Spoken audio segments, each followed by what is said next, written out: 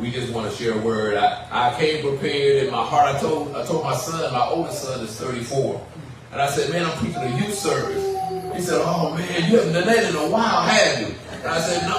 He said, that was you back in the day. My son remembers when I was in North Carolina pastoring, and I did youth revivals all over the place. I mean, it was a time. One time I preached a youth revival, and I did the first night. Mother said, my son did not want to come here. He said, she came kicking and screaming. He said the next night, he said, Mama, hurry up, we're going to be late. He said all week long, he just kept on, come on, we got to go, we got to go. And God did a wonderful work in that place. And we saw some 40, 50 kids just coming to the Lord. And the altar was full of young people. And this, I don't, praise God, some of y'all won't remember, but this is how God works. The church that I did that revival in, and the service was so awesome. When I came to Philadelphia to preach at Christ Baptist, as they were looking for a pastor, unbeknownst to me, Brother Arnold Coley's sister was a member of that church.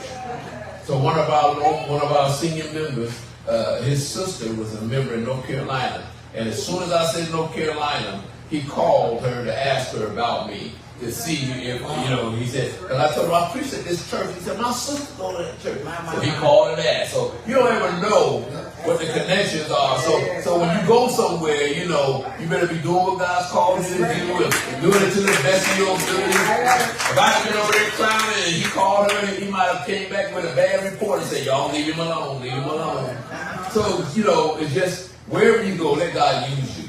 And so today, even though most of us have passed our youthful age, I think this familiar story, there's something that we can get out of it. I want to talk for a little while from Genesis 37 and also chapter 50. I want to talk about the familiar story of Joseph. I just want to talk about God will bring you out. And so many times, we think that when we're in the will of God and God is using us, that we won't face any obstacles, we won't go through anything.